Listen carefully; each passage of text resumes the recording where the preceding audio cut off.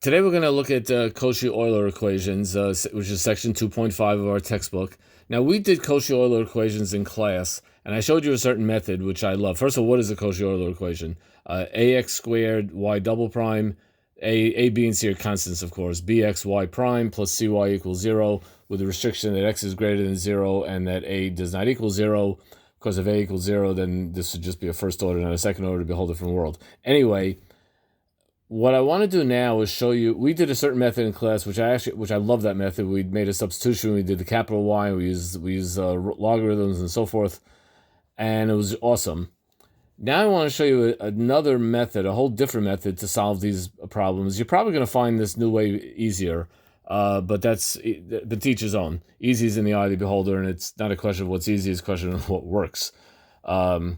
So what I want to do is I want to say that since I see that I'm keep on adding an additional power of x. Here I'm adding x and then hearing x squared.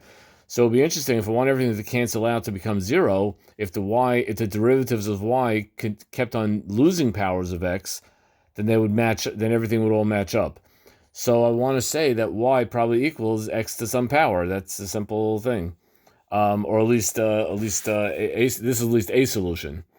That would make y prime equal to m times x to the m minus 1, which would make y double prime equal to m times m minus 1 times x to the m minus 2. Very simple, straightforward calculus.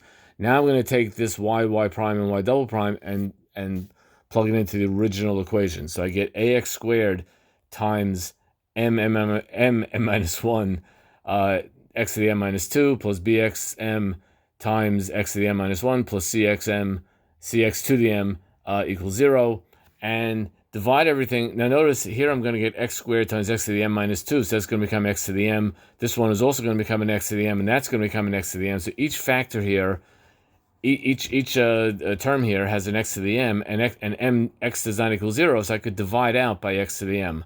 And I'm left with am times m minus 1 plus bm plus c equals 0. And now I want to just make it look like a quadratic in m.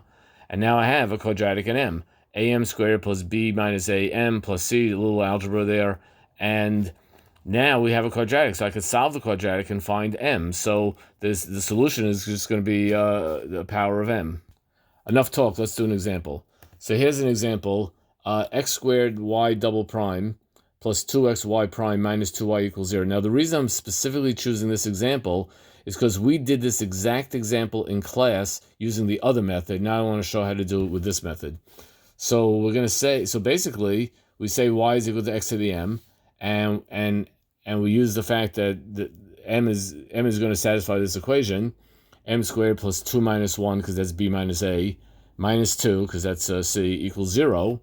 And now this becomes m squared plus m minus 2 equals 0. Which gives us very simple, easy to factor. So we get m is equal to 1 comma negative 2, very simple to factor. And that means our general solution, y, is going to be k1 x to the 1 plus k2 x to the negative 2. And that was the exact same answer we got the other way, and easy peasy lemon squeezy. There we go. Let me just show you, get a picture of the whole thing, and we are done for now.